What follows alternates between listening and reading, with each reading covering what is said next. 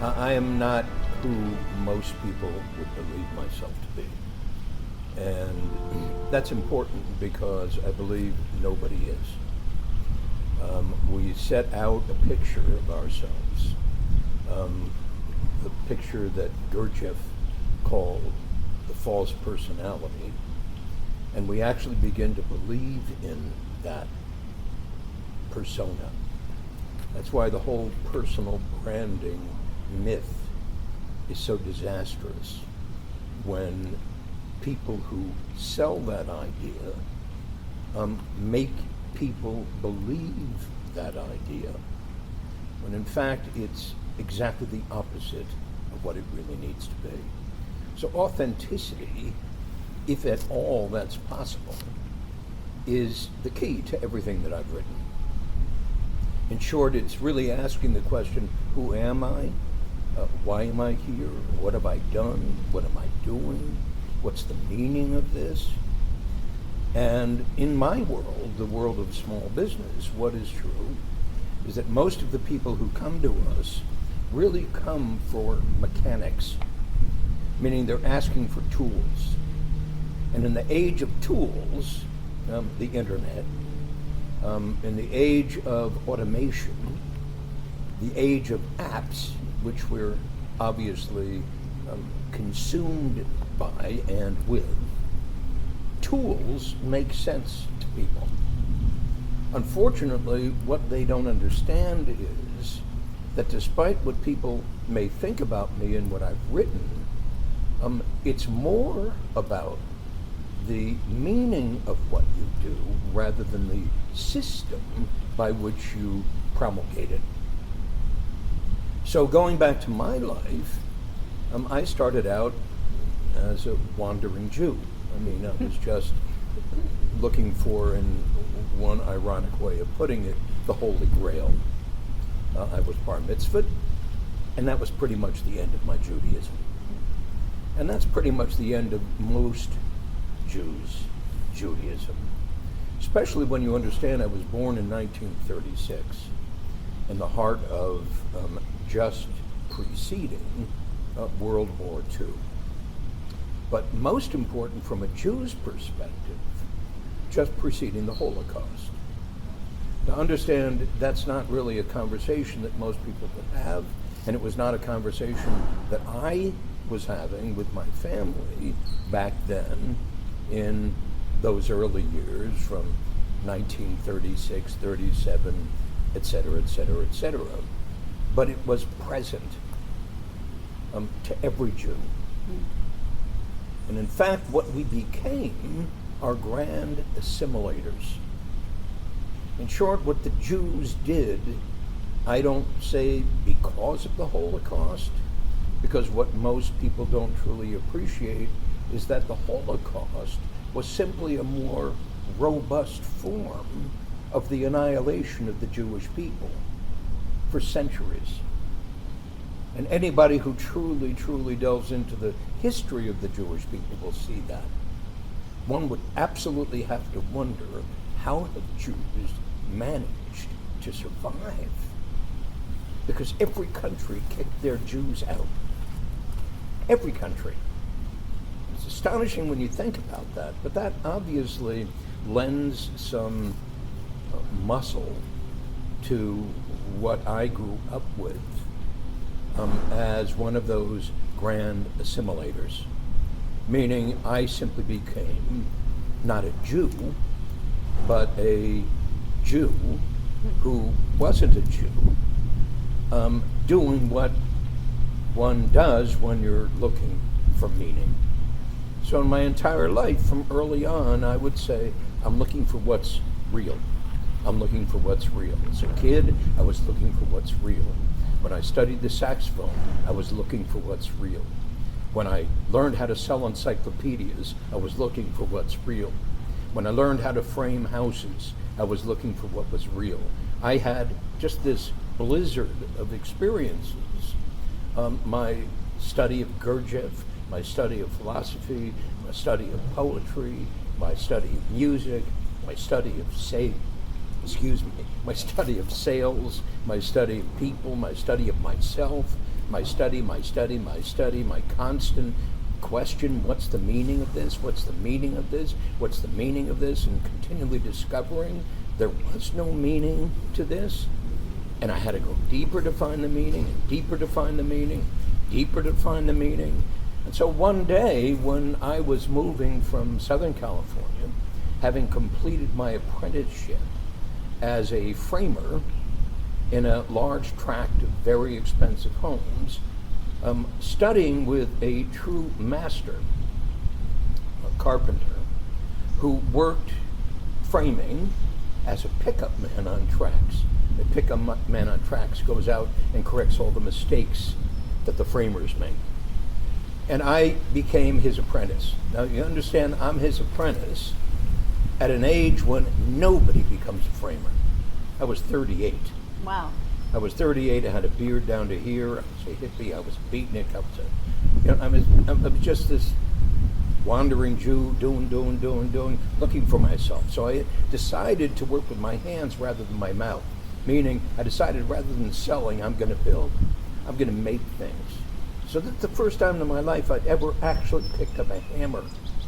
You understand? So I'm going down to get a gig, picking up a hammer as a framer, calling on independent contractors to get a job,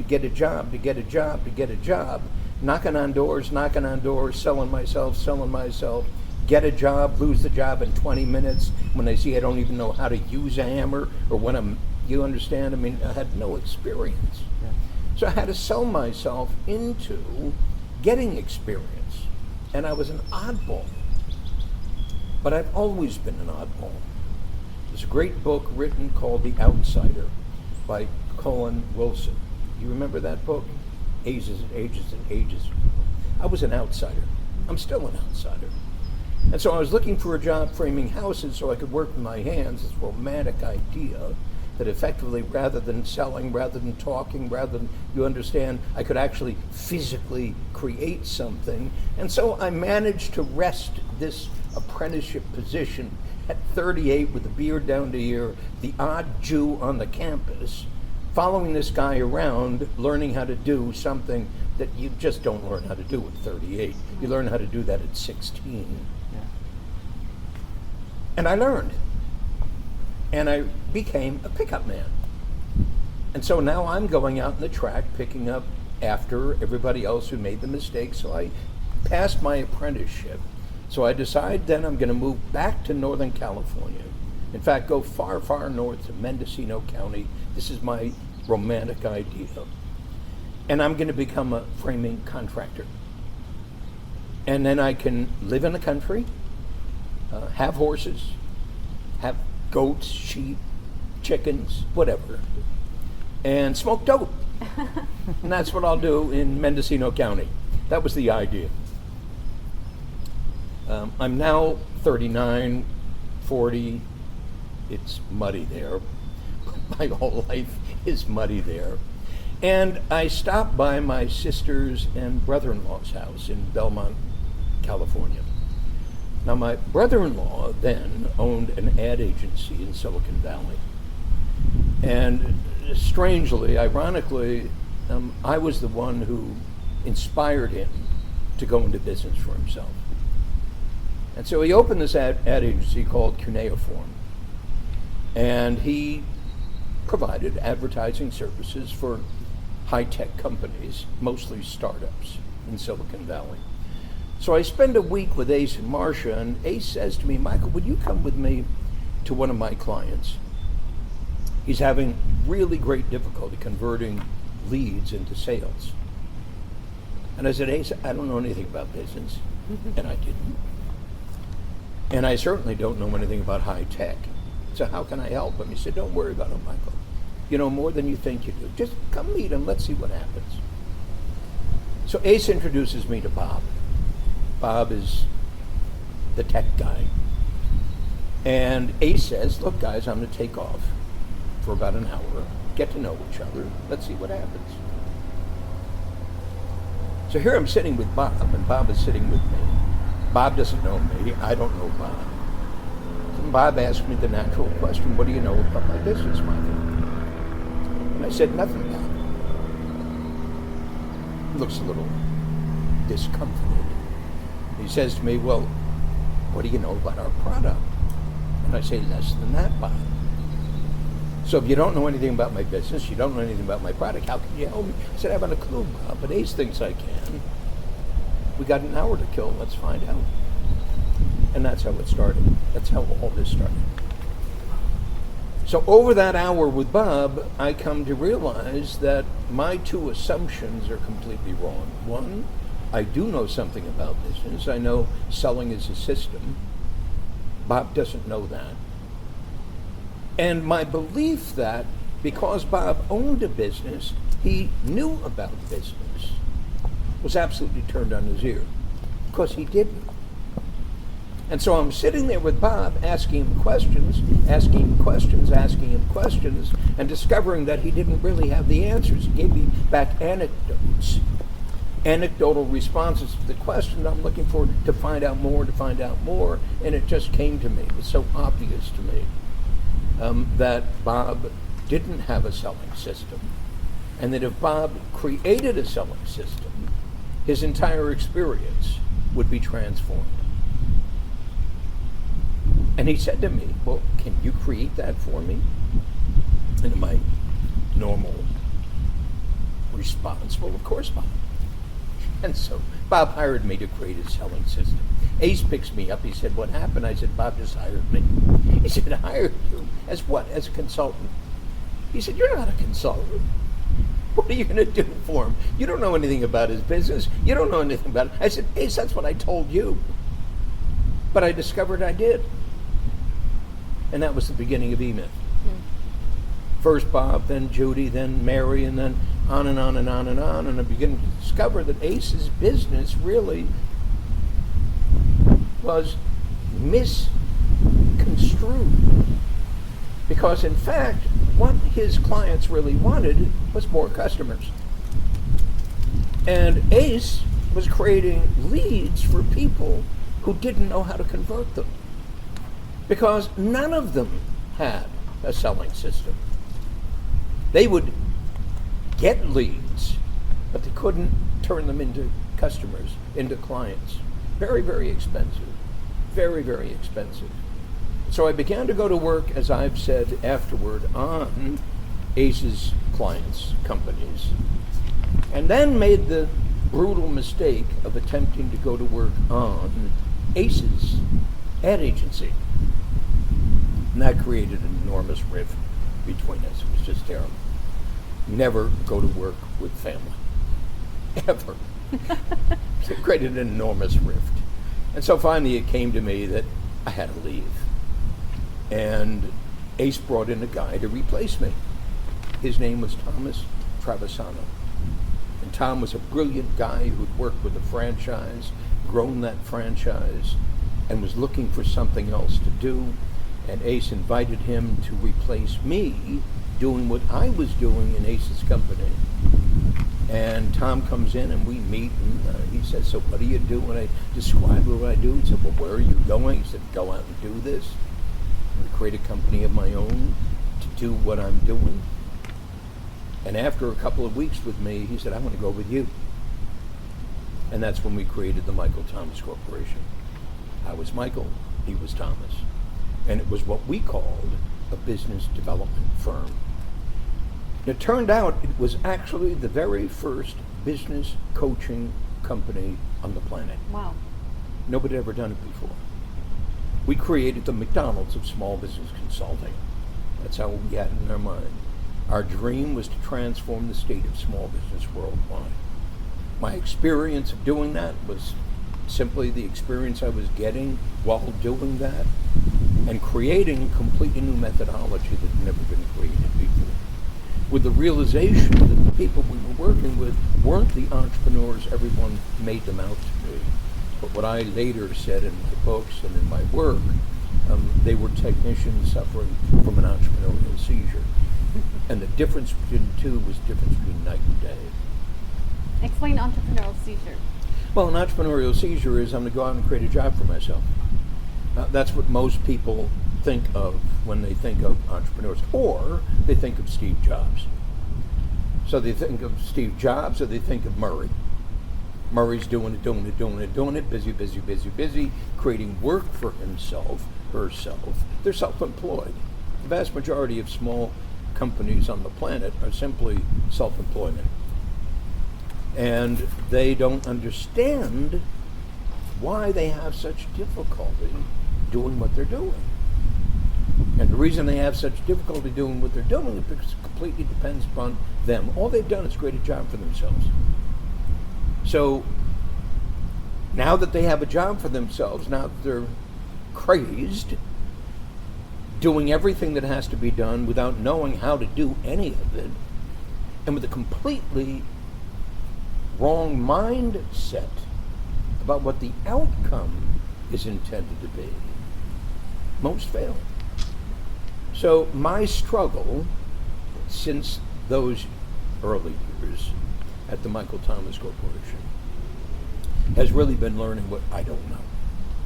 So you got to understand, I was never really interested in business. When people think of me as the small business guru, etc., I'm not really interested in business. I'm interested in creating. And so every impetus in my body is to create. And that's really the value that I brought to the whole mindset, you might say, in the worldwide small business community. It's the transformation from a technician doing it, to an erstwhile entrepreneur discovering what an entrepreneur really is and how an entrepreneur really approaches the task at hand and why they do that and what moves them to do that. Michael, you in every single person we've interviewed so far for Skip a Step, one of the common things I've seen is vision. Creating and vision. What does vision mean to you for an entrepreneur and why it's necessary? Well, vision to me is something quite different than vision that you're talking about.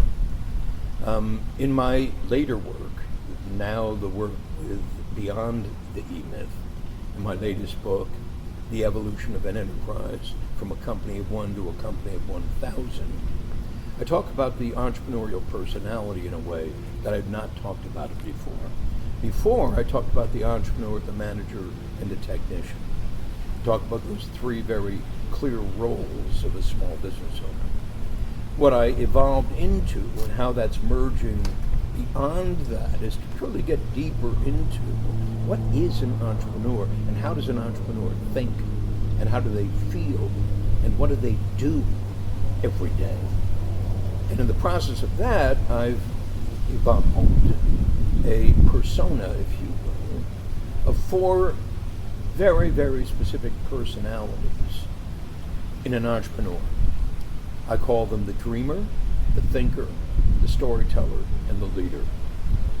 The dreamer has a dream, the thinker has a vision, the storyteller has a purpose, and the leader has a mission. So I want you to imagine taking yourself apart and realizing that you've got four very critical roles as the entrepreneurial leader of whatever you're doing. You say, I have a dream, what is it? I have a vision, what is it? I have a purpose, what is it? I have a mission, what is it? And so in that relationship, the dream becomes the great result you're there to produce. That's what people think of when they think of vision. I'm saying it's first a dream. So my dream, as explicated in 1977, when I started the Michael Thomas Corporation with the Tom I just talked about, we literally created a dream before we opened our doors. And our dream was said to transform the state of small business worldwide. That's our dream. Our vision that we stated, we explicated, once knowing what our dream was, the vision becomes, how does that look? In other words, what does the business have to look like in order to realize that objective, that dream? Our vision was to invent the McDonald's of small business consulting. So you see, the vision is different. It's driven by the dream. How am I going to produce that great result? I'm going to have to create the McDonald's of small business consulting. Why? It's got to be low cost. It's got to be scalable. It's got to be replicable to the degree we can deliver it, and it has to be consistently deliverable, just like a McDonald's franchise is. 37,000 stores, they all open exactly on time. They all close exactly on time. They all do exactly the same thing in exactly the same way for exactly the same reason. You understand? They all are this amalgamation of extraordinary systems that work together in an integrated way. That's what we envisioned we were going to create. We had no idea how we're going to do that. You understand? We had no idea how we're going to transform the state of small business worldwide. We had no idea what the McDonald's of small business consulting would look like. We just knew it had to be that. Our purpose was to enable every independently owned small company to be as successful as a McDonald's franchisee is. You got to understand that was reaching way beyond the bar, because very, very few small businesses are as successful, forget about McDonald's, as successful as a McDonald's franchisee is.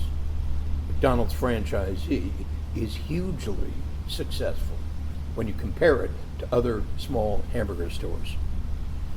And finally, our mission was obvious. We had to invent the system in order to do that. And that system had to be something we could hand to a relative novice, not an expert consultant, not somebody with marketing experience and advertising experience and sales experience, etc. Didn't have to know anything. All they had to do was become a master of our system. Just like the kid at McDonald's. The kid at McDonald's wasn't a cook. The kid at McDonald's, what you understand, they don't know anything. So our imagination said, imagine if we could do that. Well, then we could transform the state of small business worldwide, because we could do it very inexpensively, we could do it very consistently, we could do it very dramatically, and we could do it everywhere, with every kind of small business under the sun. And so that's what, to me, vision means. I have a dream, I have a vision, I have a purpose, I have a mission. And that's the platform for the evolution of an enterprise. Today I ask you, so what's your McDonald's? And I say that to every small business owner. What's your McDonald's?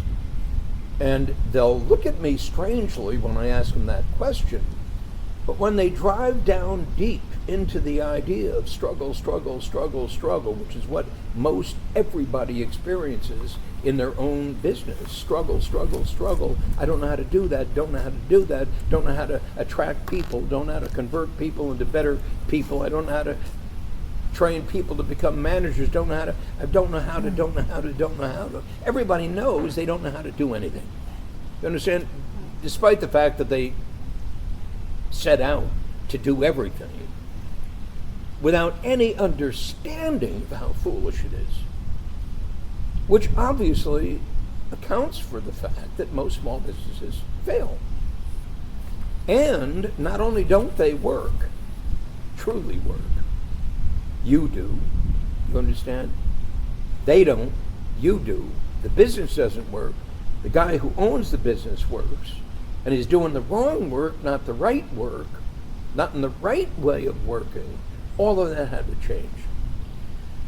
So this entire investigation into reality is really what my strange life has been about. But you got to understand, not in academia, and not in an academic mindset, but in a very, very pragmatic mindset. We're working with a guy in the street. Real world experience? Yeah, it's the real world experience. A guy in the street trying to do this, trying to do this, trying to do this. Then you begin to ask them, so why are you doing that? Why are you doing that? Blah, blah, blah, blah, blah. And they give you an answer, and you see that the answer has no heft to it. And you realize you got to ask them another question, because you have to discover what's missing in this picture. And that's the driver of everything we do and everything we have done. That's Okay, wonderful. I'm going to go on Facebook Live for a few minutes because I'm just going to go with it and we'll get exposure. So I'm just going to do it and we'll just keep asking. Okay, sure. It'll be. Okay, I think I have a great question for that when you It's going go. to go, guys. Okay. So hi everyone, I'm Lisa Caprelli. There's Pia, there's Michael, Ashley. Hi. We are behind the scenes. We're actually interviewing for the first time. You're going to get to see some of the questions. We've already been speaking with Michael Gerber. Say hi, Michael. Hi, how are you? So we have some set of questions, and this is for Skip a Step, skipastep.net. And as you all know, portions of the book go directly to young entrepreneurs worldwide. And hi, everyone. So we're just going to go, and this is how we do our interviews. So, Sure. Michael? All right, I have a question for you. So, are there advantages to stumbling as a young person through bad jobs and failures? And if there are, what are they? Well, advantages, disadvantages, understand in themselves, they're just life. So essentially, if there's no context to frame those experiences in, then essentially they're just experiences. In short, everybody has experiences. You're alive, you have experiences. You get hit in the head, you break your foot, you fall in love, you get married, you run around, you do stupid stuff. I mean, that's what everybody does. So understand the world is simply populated by experiences mainly not going anywhere. And so the reality is we're really, really, really stupid. And you know, my wife always hates it when I say that. I mean, we're really stupid. People are really stupid. We'd like to say they're really smart, but I mean they're really stupid. And higher education makes them even more stupid because they actually believe they're getting something. It's an astonishing thing when you realize how stupid our students are. They don't know anything when they graduate. All they have are more opinions about what they presumably are and what they're presumably worth. They're not worth anything. So effectively, the context for this whole conversation is critical. Meaning, if we actually started children out with an intention to go beyond just experiences and to truly begin to define what experience means. What is a physical experience? What is an emotional experience? What is a psychological experience?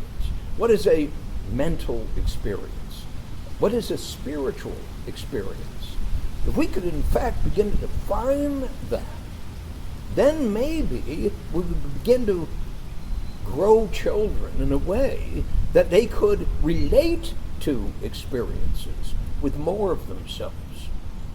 So you understand, I'm a wandering Jew. I'm looking for whatever I'm looking for, and it just happens, this happens, this happens, this happens, this happens. I can't attest to why I responded in the way that I responded. I can't even attest to why I'm sitting here speaking to you right now about all of that. All I can say, however, is I'm a man of the street, and I'm telling you, on the street, you meet a lot of stupid people, and it's painful. Because you understand, the last thing you could say to them is, my God, you're stupid. I mean, you just can't do that. Because then, of course, the reaction becomes, well, what makes you think you're so smart? Well, you understand, it's because I know I'm stupid. That's the only thing that I can say would make me so smart. Here I am at 80 years of age, pursuing a dream, a vision, a purpose, and a mission that to me makes absolute sense. And it only makes absolute sense because of what I've discovered missing in this picture. And I got fired from that job. That was the last job I ever had.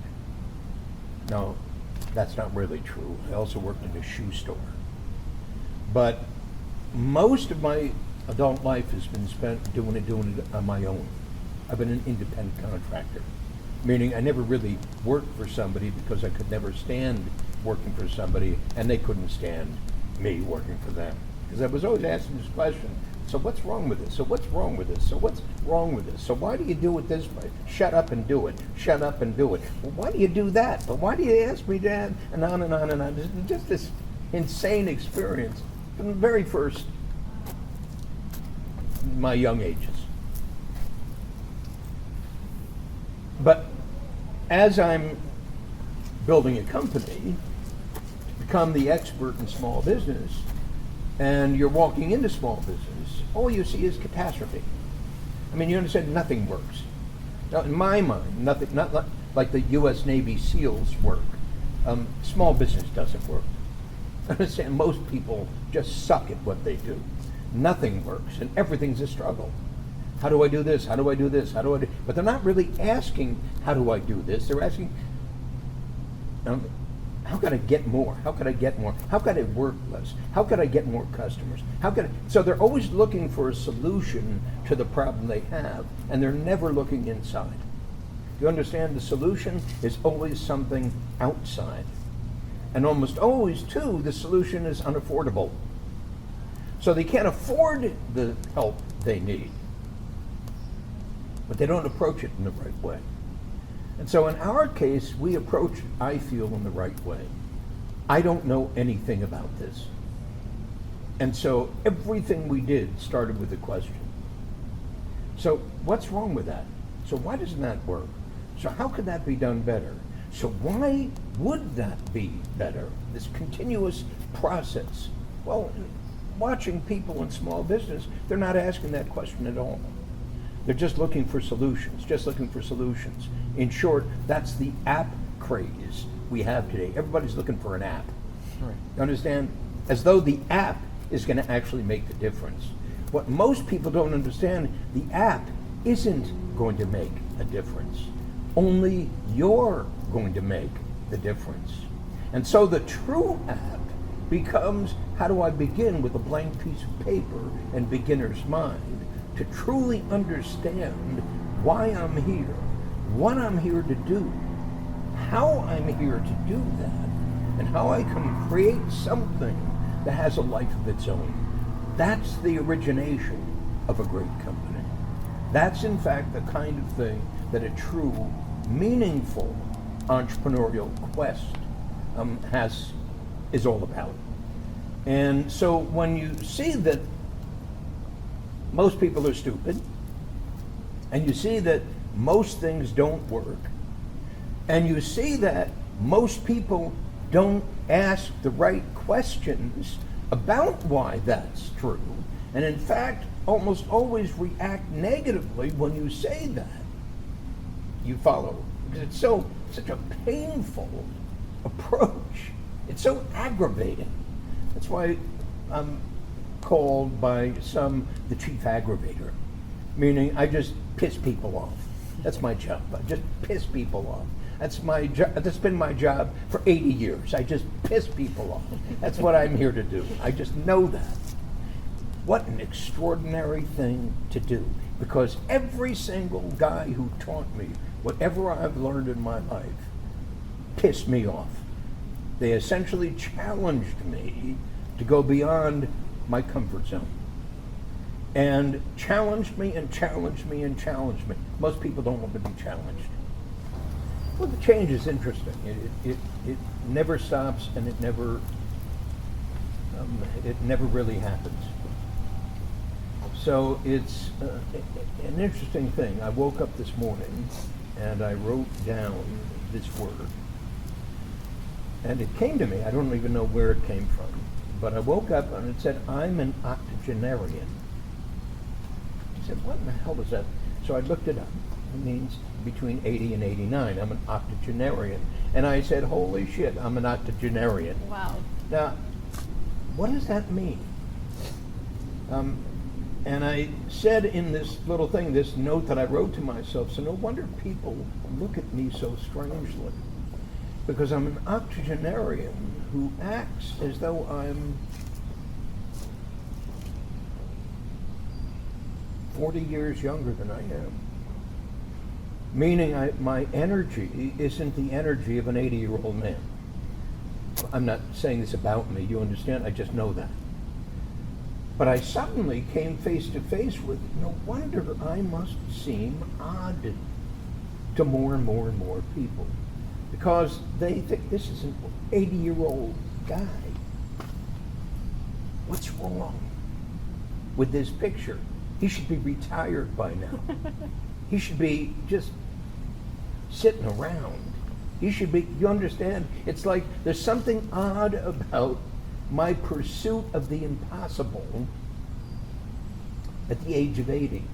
It's like I'm starting a new enterprise today.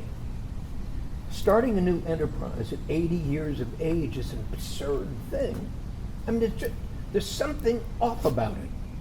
So I was just sitting there experiencing this strange feeling within me, looking at me from the outside, and suddenly having this self-awareness that I hadn't had, even when I turned 80. You understand, it didn't mean anything to me. But I realized in retrospect that it meant something to a lot of people. How to relate to that. And that goes to your conversation about change. So have I really changed? Or am I simply the same guy as I was at 13, only older? With all these experiences that have sort of mounted up over the years, all of these immense failures. I've been married 4 times. Talk about stupid. You understand? Not stupid. I fall in love every time. But you understand, I haven't learned anything. I haven't learned one thing from the first marriage to the second to the third to the fourth, other than I'm really stupid. And I mean really stupid means I haven't learned how to have a relationship with a wife. So that's a remarkable thing. To live 80 years and not to know that, you understand? It's an extraordinary thing. I have kids, 5 kids. I'm a terrible father. Now, I say I'm a terrible father simply because I know I'm a terrible father. I haven't learned how to be a great father. Now, if you talk to any one of my kids, they'll explain why and how that's true or not. Because if I had my daughter Kim right here, right now, she'd say, you're such a great father. And or if you understand what I'm saying? But what I know is I'm not a great father. Now that raises the question, what is a great father? And everybody has an answer to that question. Well, a great father is, and then you can see the quotes, the balloon in the cartoon. Right. What a great father is, and it's all bullshit. So effectively, when you say change, I say, I don't know that change actually occurs. And I know how absolutely resistant people are to it. So when I called myself earlier the chief aggravator, I just piss people off. You also have to understand they piss me off. I mean, people piss me off all the time because they don't see it. And it came to me, the realization that I actually live in a completely different world. It's like a different realm than the people I'm speaking to. Not everyone. You understand? But that's what the outsider experiences. And so I realized that I am an outsider. I live with a frame of reference that in one respect doesn't work at all in the world. When I say to somebody, what's your McDonald's? I see in stellar clarity what that means. Now, I'm also a fairly strong communicator. So I can communicate. You've read my book. I asked you if you read the other books. You haven't. But there are 29 of them. Getting to it. Yes. Use the time. So you understand there are 29 of them, and they're all different. But they all are approaching this question, is what if we could? This is the biggest question on the face of the planet. But what if we could? Whatever the subject might be. Yes, but is the response everybody has to when I say, what's your McDonald's? Or when I say, but it could be, or and on and on and on and on. The response almost always is yes, but. It's always, yeah, but. And there's always a reason why. But my response is, and this is absolutely, clearly, the most extraordinarily contextual response you could ever create, is what if you could? What then? And that's the question I'm raising to everybody I speak to. But what if you could? What if in fact you actually could create the McDonald's of? What if in fact you could transform the state of small business worldwide? Do you understand what the impact of that would be? Do you understand the entire economic reality of the world would be transformed if you could actually do that? And do you know you actually can? Except people are so stupid. Do you understand? So resistant because they live in a frame of reference which they're imprisoned by, and they can't get outside of it, no matter how much you tease them or attract them or aggravate them to do that. Takes me back to this story that I tell all the time, so I apologize if it's not the first time I've ever told it. But it was my saxophone teacher. We moved from New Jersey to Anaheim, California in 1948. And I'd been studying the saxophone. My uncle Ralph gave me a saxophone. How old was I then? 11 in 1948. No, I was 12. And so we moved to California in 1948, the whole family from New Jersey. My dad was going to go into the furniture business in Anaheim with family. And my saxophone teacher in Newark said to my mom, when you get to California, look up Merle Johnston. He's my teacher. And he's the greatest saxophone teacher on the planet. And he might take Michael as a student. He doesn't teach kids, but I think he'll make an exception with Michael. So we get to California, go to school, start living the California life, and my mom comes up to me and says, would you like to go up and meet Mr. Johnston in Hollywood? I said, sure. So my mom and my dad take me to Hollywood, California, the corner of Melrose and Western, and there is Merle's studio. Now this is a hovel. It's a retail location. You open the door, there's just all kinds of crap on one side and crap on the other side. Dark, dark, dark, dark, and a light bulb hanging from a chain down there in about the middle of the, in quotes, studio. So you walk to the light. By the light is a mohair armchair and nothing else other than all the crap on the right and all the crap on the left and just concrete. You follow me, you just see it. And a light bulb. And a voice comes from the back and he says, be there in a minute. And then this apparition appears. Now, you got to understand, I'm a little guy, and sitting here, it's not as obvious, but if we were to stand up, you'd see, I'm a little guy, I'm 5'6". Merle was shorter than I am when I was 12, and about 400 pounds. So here's this very short, very round man with a maroon sort of silk shirt buttoned to the top of his bloated red neck and his big red face and his hair pasted back and these little eyes. And he walks up to us and he said, you must be Mrs. Gerber, you must be Mr. Gerber, you must be Michael. Get your horn, come back with me. And he walks away, back to where he came from. So I go back there and he says, well, take out your horn, puts up a book on the music stand, says, play this. The book was close A, it's nothing, scales. And so I play this, and about a minute goes by, he says, great, put your horn away, go back with your mother and father, I'll be right out. Comes out.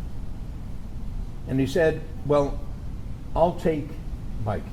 And he says this in a really derogatory way. You gotta understand, I don't teach kids. because I don't like kids. But I only teach people who want to become the best saxophone players in the world.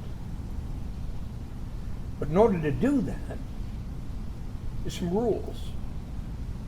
First of all, you got to practice. You got to practice what I tell you to practice. You got to practice how I tell you to practice. You got to practice how long I tell you to practice. And then you come up here once a week and I beat you up. Practice 3 hours a day, 5 days a week, what I tell you to practice, how I tell you to practice, and then you come up here once a week on Saturday and I beat you up and you go home and do it some more. He said, so that's the first exercise. He said, second of all, this is the last time I'll ever see either of you. And he points to my parents, because you don't get to bring Mikey up to his lesson. He's going to have to take a bus. Wow. There are actually 3 of them.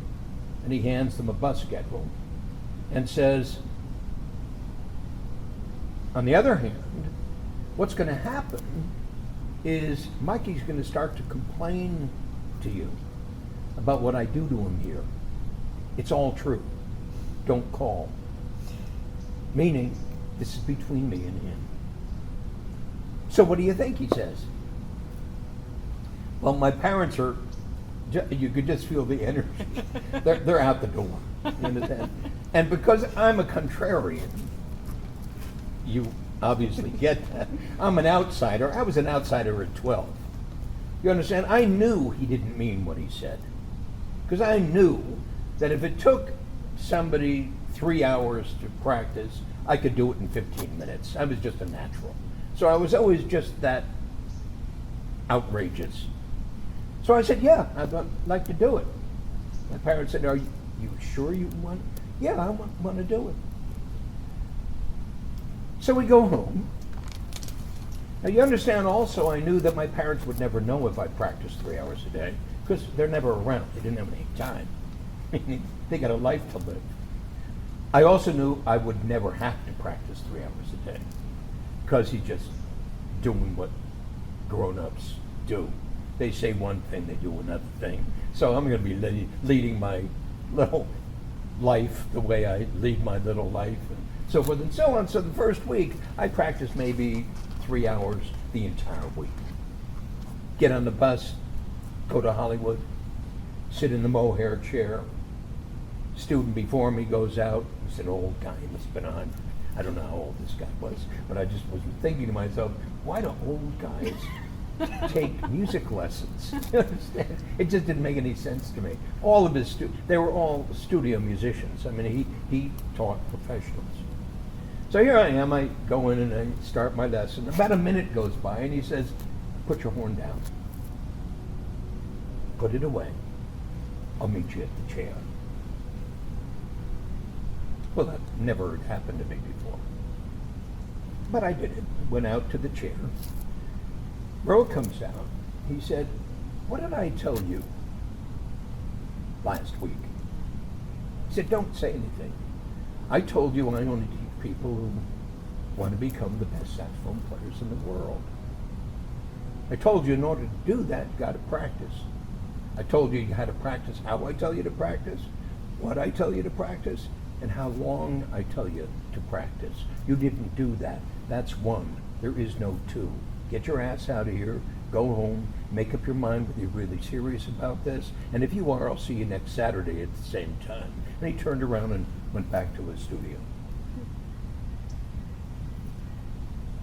That was astonishing to me. I mean, truly astonishing to me. It's never happened to me before. It was in school. No teacher ever did that in school. My parents never did anything like that. My saxophone teacher in Newark never did anything like that. You understand? Never. Right. I'd never had an experience like that.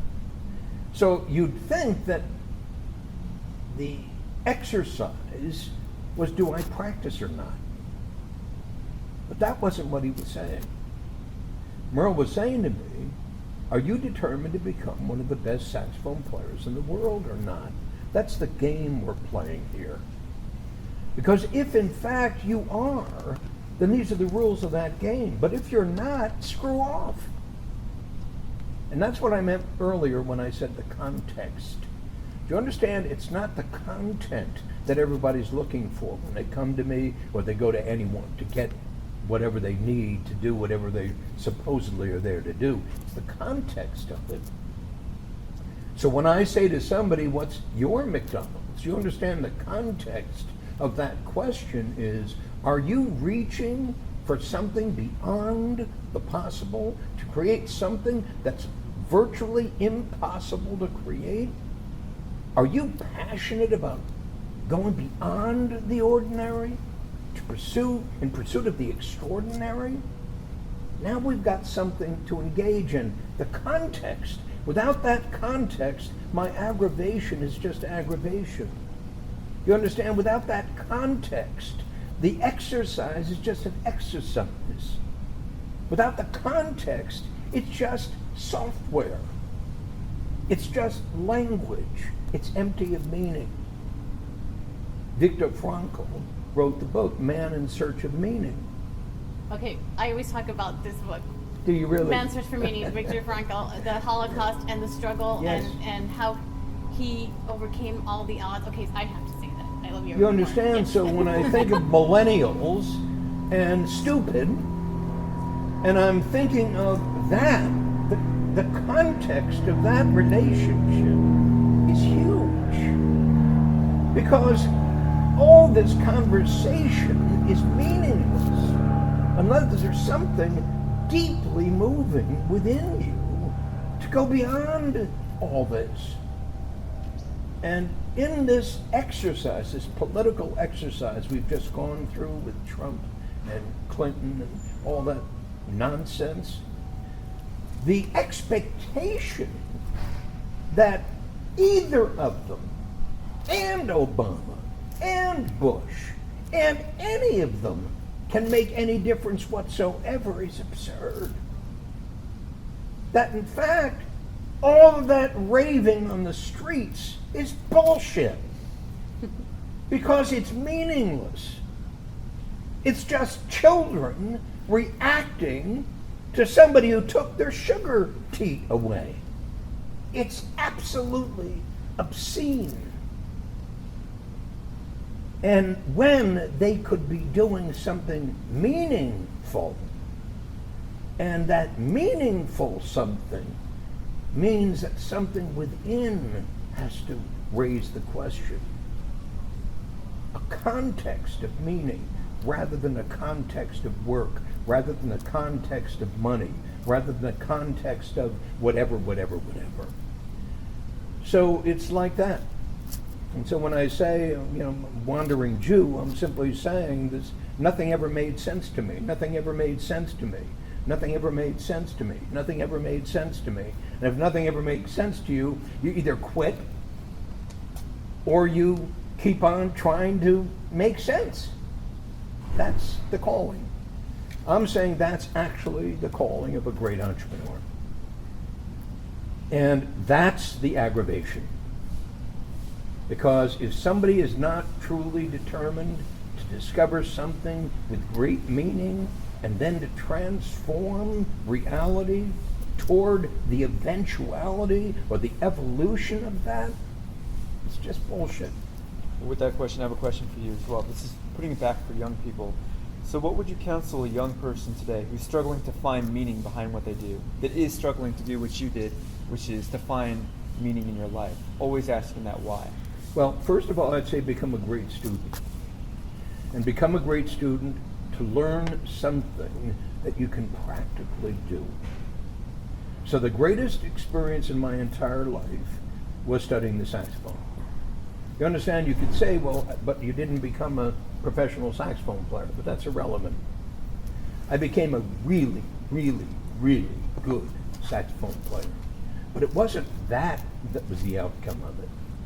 It was in fact the experience of practicing 3 hours a day, doing it. My teacher said, Merle said to me, Michael, you don't make music. Music finds you. Your job's to practice. So I'm saying to every kid, find something to practice. That's the first thing. Find something to practice. for the purpose of discovering the discipline, the will, the pursuit of the impossible in your early age. You got to say, I was 12, you understand? So I'm a kid pursuing the impossible with a master who took no crap from me. You understand? He didn't care about me at all. I mean, literally, Merle didn't care about me at all. He only cared about the music. Really important. The absolutely obscene relationship education has with children. The me generation, the stupid generation. The obscenity of it all is just beyond belief. I'm simply saying they don't have to care about you. You have to care about what your pursuit of, to discover someone in you who can actually go through the process and then discover the next and then discover the next. And so while on the one hand I say, I studied the saxophone, and I did, and I studied selling, and I did, on the street, selling encyclopedias, going down the street, knocking on doors, learning how to use a system to effectively communicate, just as I did the saxophone to effectively communicate, and so forth and so forth and so forth. All of this was the pursuit of the impossible. All of this was an exercise. And I'm saying that young people need to discover, we need to help them to discover an exercise and then hold them to it. Not as kids, but emerging human beings who in fact are going to excel at something which may appear to be ordinary. But that mastery, that teaching, that engagement is so, so critical, and it's non-existent.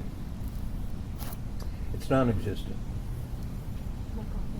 I completely agree. I was kind of mesmerized there for a second. So, Hi everyone on Facebook Live. If you guys have a question, So- type it in, and you'll get to ask Michael Gerber what are next. some resources? What are some materials? What are some things that the young people could do to prepare themselves if they don't have capital, but they want to succeed? They have nothing. They're starting out as nothing, and they want to educate themselves. They want to better themselves with their lives. What would you suggest they do? They read, they experience? Well, I would suggest, one, they read. I've always been a reader since the very beginning. I've always been a reader. And I guess it's because reading took me into a different world. Mm-hmm. So reading is important. And another very important reality is that reading is done less and less and less today. So it's astonishing. I have people who say, Michael, I've never read a book before. Literally, I'd never read a book before I read yours. They don't make this up. I never read a book before. Now, understand this, it's an outrageous thing when you think about it. Are you serious? How did you get through school? Right. Just faked it. Never read a book before. So understand what I'm saying is, well, that sounds outrageous to people who read. The reality is most people don't. In fact, if I asked you the question, so you read the E-Myth Revisited. You understand when I read something that really appeals to me, an author, I read everything he's ever written. I've never met anybody who's read everything I've ever written. Never! Even though they rave about my book, the E-Myth Revisited. Well, did you read Mastery? Well, no, I haven't gotten to that. Did you read? No, I haven't gotten to that. Did you read? No, I haven't gotten to that. I said, well, why not? It would seem to me that if this one moved you that much, you'd say there's got to be more. There's got to be more. There's got to be more. And so when somebody truly captures my attention, now, it may be Harry Potter, but read. So that's critical. Read. And then I would ask somebody to find one thing to practice, to excel at. And that could be anything. matters not what it is. You understand? It could have been this, could have been that, could have been anything with me. I'm simply saying find one thing to practice and to excel at. That's an absolutely critical ingredient. Now, one of the other pieces about reading would be to find other people to talk about what you're reading. Because you want to go engage in it. It's ideas, it's language. It's what does this word mean? Why did you use that word rather than another word, and on and on and on.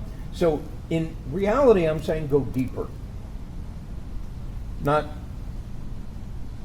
more superficial, deeper. That's what I would say to a kid. That's wonderful. What is the biggest mistake that you see entrepreneurs making in the first 2 years of being in business, and how can they overcome it? Well, the first mistake they make is misunderstanding what a business is. So you understand, in Beyond the E-Myth, I talk about the process for growing an enterprise. I called it the evolution of an enterprise from a company of one to a company of 1,000. There's a process. First step is, what's my dream? Second step, what's my vision? Third step is, what's my purpose? Fourth step, what's my mission? Now I'm about to apply the dream, the vision, the purpose, the mission to the creation of a company. And it's a company of one. Now there are 4 steps in that process. The first step is called the job. The second is the practice. Third is the business. And the fourth is the enterprise. You understand, it's not a business until it reaches the third step. But there's a very clear way of communicating what a business is. So understand, they're not really starting a business, they're starting a job. Now we're going to go to work on the job to do what? To invent a client fulfillment system. That's the first step that every single person who aspires to create a great company must take.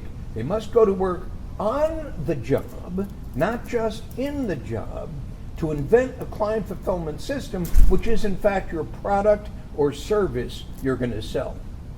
That's core. Without that client fulfillment system documented, systematized, organized, you can't scale it. You can't hand it off to somebody else. That's the biggest mistake they make. You understand? Mm-hmm. They don't create something they can hand off to somebody else. So they don't create a McDonald's. They don't create a franchise prototype. They don't create a company of one that's going to emerge into a company of 1,000. So the very most important critical first step, once you have a dream, a vision, a purpose, and a mission, once you have a platform for growth, meaning to transform the state of small business worldwide, become the McDonald's of small business consulting, to transform the reality of an independently owned company, to be as successful as a McDonald's franchisee, and finally to invent the system through which to do that, that precedes the creation of the company. You follow me? That's the scurry work that you got to do at the very beginning. That's what we engaged in, Tom and I, at the very beginning of the Michael Thomas Corporation, before we did anything. And so we had to create a platform for what we were about to do. Well, the first step then is to create the client fulfillment system. In our particular case, we called it the Michael Thomas Business Development Program. And the Michael Thomas Business Development Program was our McDonald's of small business consulting. It was the system we were going to sell to small business owners to enable them to go to work on their company to transform the reality of their company so it could scale. Scale to sale, scale to sale. Because unless you create it to scale, you'll never be able to sell it. You understand, the outcome of a company is not just attracting billions upon billions upon billions served. It's creating a company that is going to be acquired. You're going to go public. You're going to be acquired. You're going to presume to create a company that in fact can attract capital to it because it has the ability to scale exponentially. No one is going to acquire your company unless it possesses that ability. You follow me? If it depends upon you, they're buying a job. But you understand, if it depends upon you, you bought a job. So effectively, you got to do it differently in order to invent a product, this company, and that's what Beyond the Email is all about. So the job is the client fulfillment system, turnkey. The second is the practice, and the practice is the client acquisition system, plus the client fulfillment system. And the client acquisition system plus the client fulfillment system, the practice is the three-legged stool. Lead generation, lead conversion, client fulfillment. You got to turnkey that. Now you understand you built something you can replicate. Because now I can get Jerry to do it, Jim to do it, Judy to do it. You understand. Now I have a system I can teach you, just like Merle taught me a system. Merle had a system for teaching the saxophone. No, not that way, this way. No, not that way, this way. My sales manager at Encyclopedia Americana had a system to teach me how to sell encyclopedias. I don't know what to say, but of course you do. Memorize this. Memorize this? Yeah, these are the words you say. When you get to the door, she opens the door. This is what you say. Now you say it. You follow me? Now you say it. Now you say it. If they can't do that, I got to make it up. And if I'm making it up, we got to start all over again.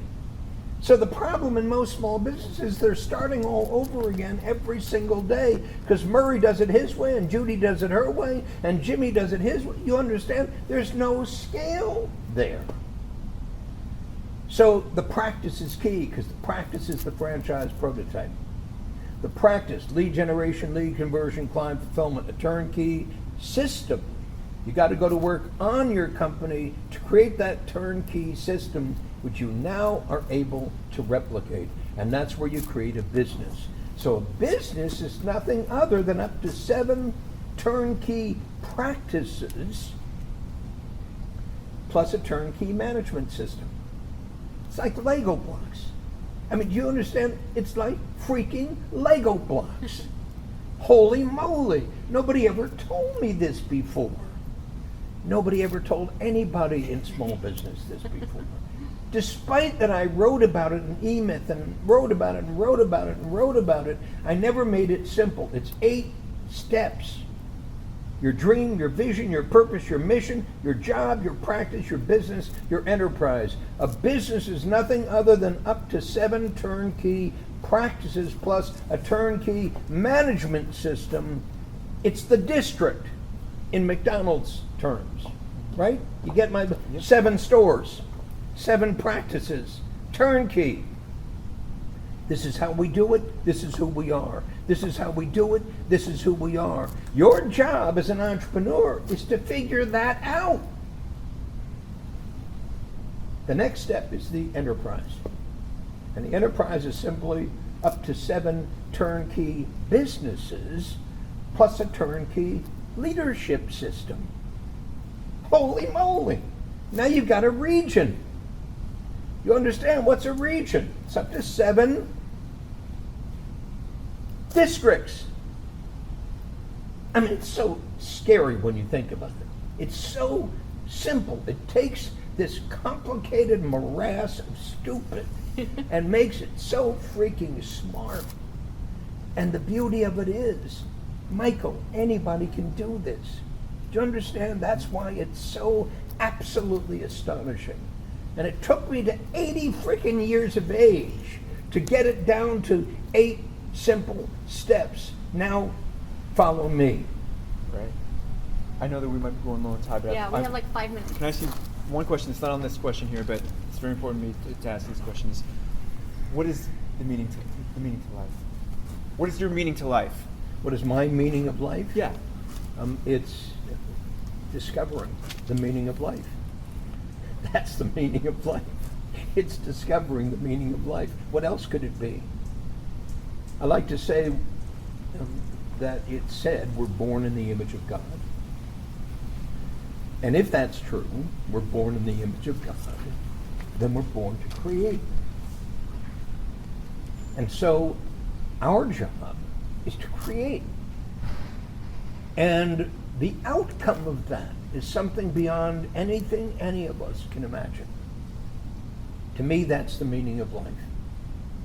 And I'm suggesting that every human being on earth was born with, in fact, the ability to pursue that.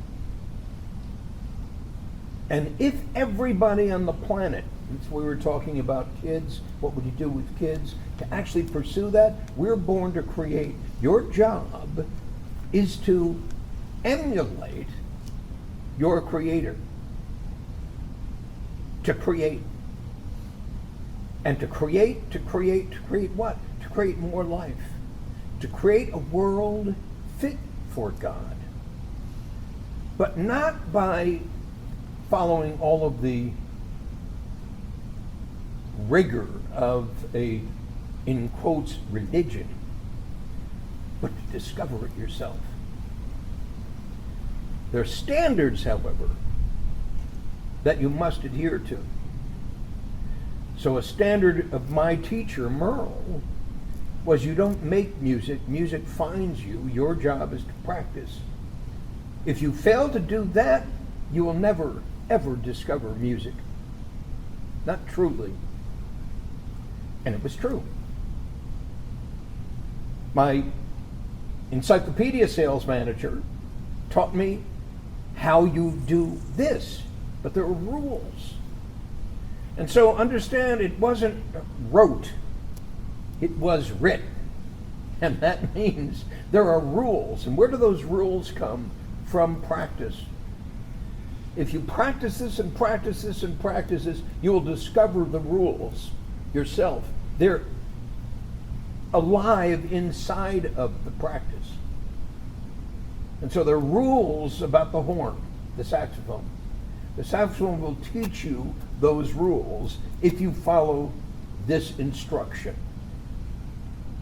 You can't get there by this. You can't get there by this.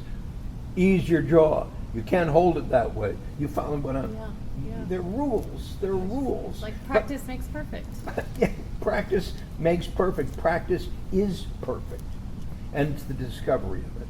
So it's less about how grand I am than how grand it is. And it's the discovery of that that's so astonishing. And it's unfortunate that most people will never discover it, because they absolutely refuse to abide by the rules. And they make up their own rules, presuming they know what they are, which they don't. You follow? Yeah. So there's a discipline. And so there's another thing that's very, very critical to this whole experience. It's that discipline. And that discipline calls for a adherence to the rules, obeying the principles at the heart of creation, and giving yourself up to it.